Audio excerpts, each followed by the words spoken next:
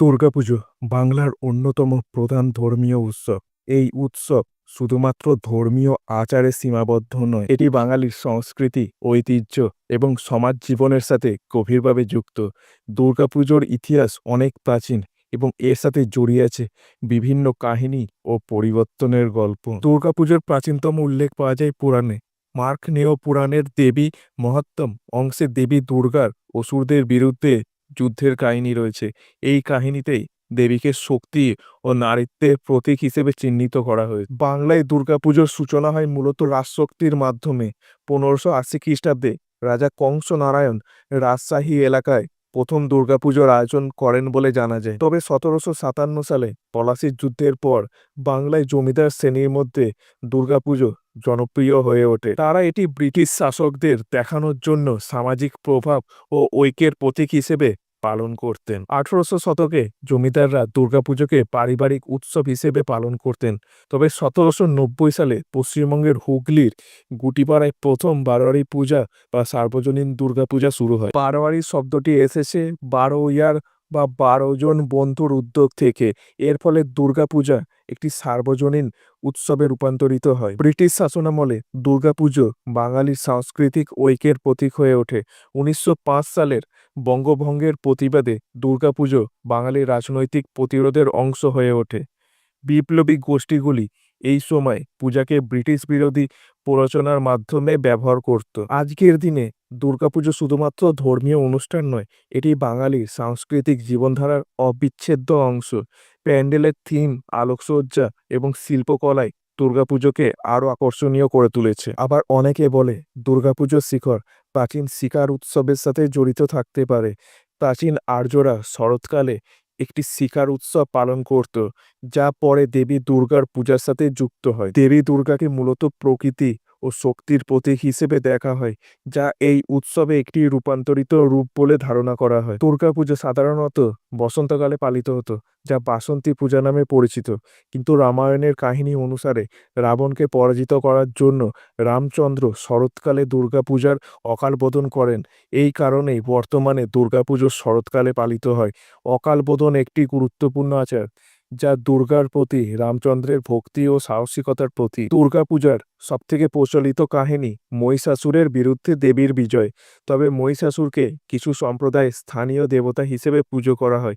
এই কাহিনী সংস্কৃতির ভিন্নতাকে তুলে ধরে এবং ভারতীয় উপমহাদেশের নানা বিশ্বাসের বৈচিত্র্যকে চিহ্নিত করে। মহালয়া দুর্গাপুজোর কাউন্টডাউনের সূচনা চিহ্নিত করে এবং এটি অত্যন্ত তাৎপর্য একটি সময়।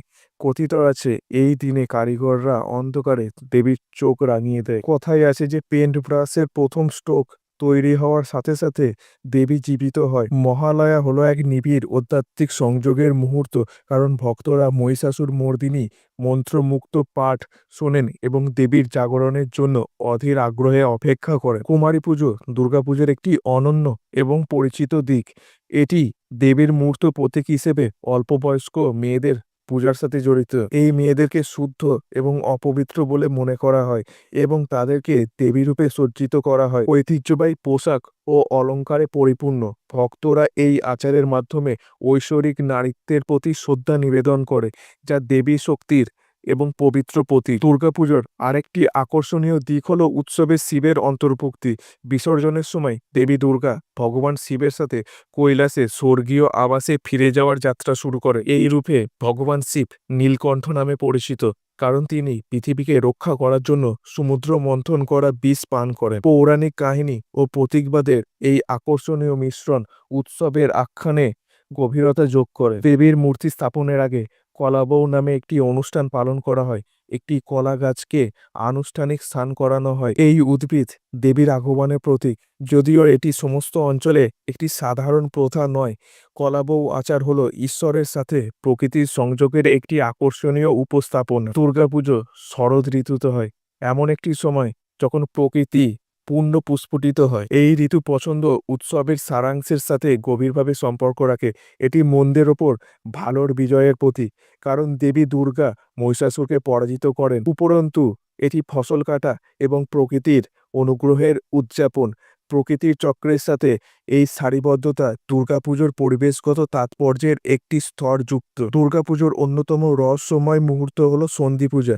এটি দুটি নির্দিষ্ট সময়ের সন্ধিক্ষণে ঘটে, অষ্টমীর শেষ 24 মিনিট এবং নবমীর প্রথম 24 মিনিট। মনে করা হয় এই সন্ধিক্ষণে দৈব ও অসুরের প্রচণ্ড যুদ্ধ হয়। এই আচারের সময় 100টি পদ্ম এবং প্রদীপ একটি গুরুত্বপূর্ণ ভূমিকা পালন করে, যেখানে তারা দেবীকে ঐশ্বরিক উপস্থিতি আহ্বান করতে এবং তার আশীর্বাদ পেতে নিবেদন করা হয়। দুর্গাপুজো সম্পর্কে একটি কম জানা তথ্য হলো দুর্গা প্রতিমা তৈরিতে পতিতার বাড়ি থেকে মাটি নিয়ে আসা হয়। এটি দেবীর আশীর্বাদের সাম্যের সারাংশ এবং সার্বজনীনতাকে নির্দেশ করে। এটি আমাদের মনে করিয়ে দেয় যে ঐশ্বরিক সমস্ত সামাজিক রীতিনীতি অতিক্রম করে এবং সকলকে গ্রহণ করে। আজকের দিনে দুর্গাপুজো শুধুমাত্র ধর্মীয় অনুষ্ঠান নয়, এটি বাঙালির সাংস্কৃতিক জীবনধারার অবিচ্ছেদ্য অংশ। প্যান্ডেলের থিম, আলোকসজ্জা এবং শিল্পকলা দুর্গাপুজোকে আরও আকর্ষণীয় করে তুলেছে। দুর্গাপুজো কেবলমাত্র একটি ধর্মীয় উৎসব নয়, এটি বাংলার ঐতিহ্য, সংস্কৃতি